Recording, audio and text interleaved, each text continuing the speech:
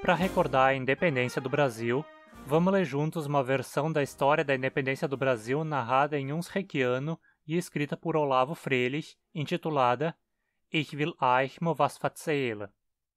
Esse conto está disponível na coletânea Hunsrückisch em prosa e verso.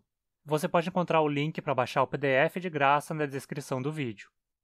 Eu adaptei a ortografia do texto original para a minha nesse vídeo, mas de outra forma o texto se manteve inalterado. Vamos lá então. Ich will euch mal was erzählen, von Olavo Freylich.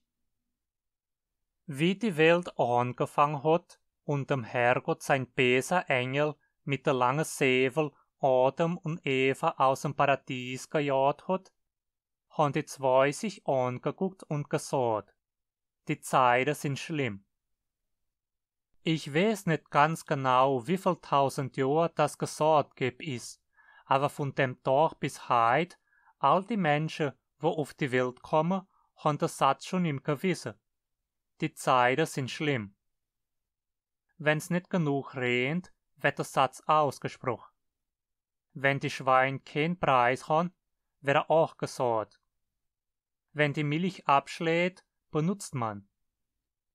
Wenn das Schlosserwetter gibt, wo der Tuvak verkloppt, wenn die Regierung uns nicht mithilft, wenn die Klauerpest ausbricht und Hinkelspest im Gang ist, wenn die Kinder all die Pocken gekriegt haben, wenn der Pater in der Predigt der Leid ausgelegt hat, wie die Welt verloren ist, welche der Schweinsigkeiten, immer gibt gesagt. Die Zeiten sind schlimm. Mein Mama hat das Leben lang ein Lied gesungen. Ich komme jetzt nicht auf die Melodie und auf den Text. Aber die Meinung war, dass wenn der Napoleon, der kleine Dickpanz, der Frieden mit Deutschland gemacht hat, dann wäre er Kaiser geblieben und hätte das schönste Leben auf der Welt. Mit so Kerlen wie Napoleon ist schlecht umzugehen. Die bilden sich zu einer großen Patat in und meinen doch dabei, dass sie mehr Macht hätten wie der Herrgott. Jahrelang hat er Krieg gehabt mit der ganzen Welt. Zum Schluss haben sie ihn abgesetzt, nächst die Straße abgedreht und ins Gefängnis gehuckt. Eine Insel weit im Meer, wo ein halb Dutzend Menschen, Schlangen und Grotten gelebt haben. Die Luft war voll Vögel, wo dort sein Nester gebaut haben, Eier gelegt und Püppchen ausgebrüht haben. Sonst waren sie nächsten ganzen Tag im Wasser und haben sein Essen gefischt. Die Vögel sind mächtig und ruhig geb, welche der Leid, wo da hinkommen sind, weil die denen die Eier geschnaust haben. Jeder Tag haben sie sich ein Körbchen voll Hemm getragen.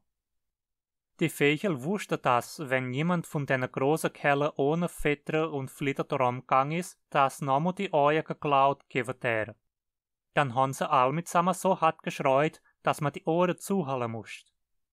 So hat Napoleon die letzten Jahre sein Leben durchgebracht. Morgens früh das Körbchen an der Linksarm gehangen und Eier sammeln gegangen. Die Vögel haben jeden Tag noch härter geschreit, bis der Napoleon deswegen verrückt ist und dabei verreckt. Am 5. Mai 1821 haben sie ihn tot angetroffen neben dem Körbchen, ganz verpickt von der Vögel. Ja, hast du den Frieden mit Deutschland gemacht? Nom Krieg 1815 war im Hunsrück auf der Deutschkolonie wenig übrig geblieben. Die Bauern mussten sehen, wie sie fertig gegeben sind. Überall hat das arme Volk gesagt, die Zeiten sind schlimm. Welchem Napoleon im Jahr 1808 hat der König von Portugal, Dom João VI, auch ein kleiner Dickpanz, aber ein großer Bankschisser, sein Portugalchen im Stich gelassen und ist mit Sack und Pack nach Rio de Janeiro ausgerissen. Ungefähr 15.000 Menschen sind mitgekommen. Leid, wo am besten nix drauf gestanden hat. Das Einzigste, wo sie verstanden haben, war dem König der Sachse ziehen. In Brasilien haben sie auch nichts anderes gemacht. Mein Großvater hat gesagt, die haben noch nie einen Hack in der Hand, gut leben und nichts schaffen. Kaum ein halb Dutzend Jahre später, gegen seinem Willen, musste Dom João VI nochmal zurück nach Portugal. sonst hätte sie ihm die Krone vom Kopf runtergerobbt. Auf seinem Platz ist sein Sohn, Dom Pedro I, geblieben. Das war der größte Tauchnix, wo in ganzem Brasilien rumgelaufen ist. Wenn nicht Knil war, dann hat andere dumme Gedanken im Kopf. Sein Frau, ein habsburgischer Mädchen von Österreich, hat das Leben nicht leicht. Sie wusste, dass Brasilien nicht weit kämt mit seinem Mann. Deswegen hat sie José Bonifácio rufen gelassen und mit dem abgesprochen, dass er das Kommando so weit wie möglich übernehmen würde. Der Bonifácio war ein schlauer Mann und hat die Sache hingebracht. Zuerst hat er sich beim Pedro I gut angemacht, solange bis er dem sein bester Freund geb ist. Jeder Tag hat der Bonifácio dem Kaiser gesagt, was und wie er das Dings machen soll. Gewiss hat die Leopoldina hinter dem Bonifácio gestanden. Ich weiß nicht, ob die Leopoldina, wo Deutsch sprechen konnte, schlimme Zeiten gesagt hat. Aber das war klar, dass die Sache mit Portugal nie mehr lang weitergehen könnte. Sein Gedanke war, dass Brasilien sich von Portugal trennen müsste, und darüber hat sie oftmals mit Bonifácio gesprochen. Am Anfang hat Bonifácio sich gegen gewehrt, aber jetzt hat er schon dieselbe Meinung. Da hat es einen Berufer in São Paulo gegeben, die waren mächtig und zufrieden mit Rio de Janeiro. Haben dem Kaiser einen Brief geschrieben und drin hat gestanden: Wir schaffen uns kaputt für die Faulpelz in Rio, das ist weit genug. Dona Leopoldina und Bonifácio haben Dom Pedro beigerufen und ihm ausgelegt, dass er rüber in São Paulo reiten müsste, dass es dort nochmal Frieden gibt. Gleich wollte der Kaiser sich abdrücken, weil er auch so ein Bangschisser wie sein Papa war. Hat gemeint, das könnte andere machen. Stundenlang haben sie drüber gesprochen und der Pedro I hat sich immer noch gewehrt von nicht rüberreiten. Wenn die Paulistas nach Rio marschieren, hat der Bonifácio gesagt, dann sind wir all verloren. Die beruhigen sich nur, wenn du selbst mit denen sprichst. Mit 50 Männern hat dann Pedro I sich auf den Weg gemacht. Die Reise muss was Schreckliches gewesen sein. Knapp war die Mannschaft aus Rio, hat der Kaiser sich schon beklagt, welche Bauchweh. 3 Stunden weiter hat er auch schon den Schisser gehabt. So hat das 2 Wochen gegangen. Alle paar Stunden hat unser lieber Kaiser hinterm Putsch gehuckt. Das war Zeit, dass endlich São Paulo zum Vorschein gekommen ist. Sonst hätte unser Peterchen sich noch ins Grab geschissen. Ausgesehen hat er wie ein derrer Jagdhund.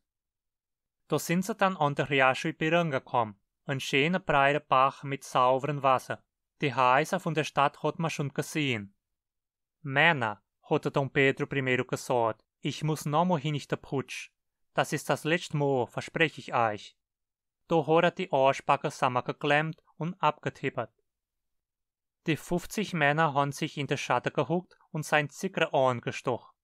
Auf einmal kommen von hintenbei 3 starke Buben angeritten, so schnell wie möglich. Die 50 Männer haben sein Zicker nebengeschmissen, die Waffe gegrapscht und wollten schon alles niederschießen.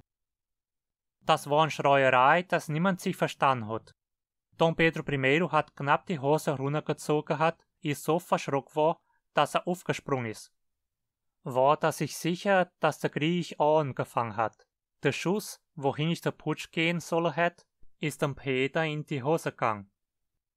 Wie alles sich beruhigt hat sich herausgestellt, dass die Buben, wo von Rio de Janeiro angekommen sind, einen Brief an Dom Pedro gebracht haben und ein Zeichen von Bonifácio und Dona Leopoldina. Die Nachricht war ein Brief von Portugal, wo der Dom João VI geschrieben hat. Drin der Sachen stehen, wo man nicht anhalten kann. Der Dom Pedro I sollte gleich alle Leute bekannt machen, dass Brasilien sich von Portugal getrennt hat.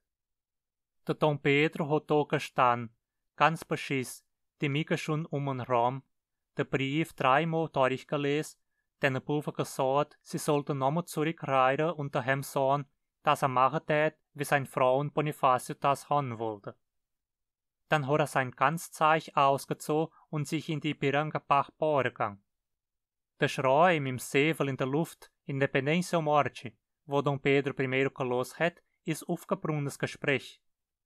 Im Zustand, wo er sich angetroffen hat, was sowas nicht möglich.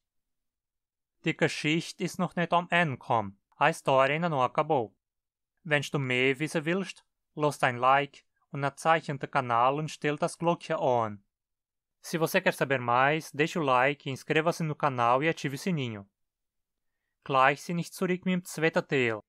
Logo estou de volta com a segunda parte. Du kannst den Kanal unterstützen durch die Catarse-Kampagne. Você pode apoiar o canal pela campanha do Catarse, oder mit einer spontanen Abgabe durch Pix oder PayPal, ou com uma doação espontânea via Pix ou PayPal. Folge mir ja auch auf Instagram. Siga-me também no Instagram. Dankeschön und bis bald.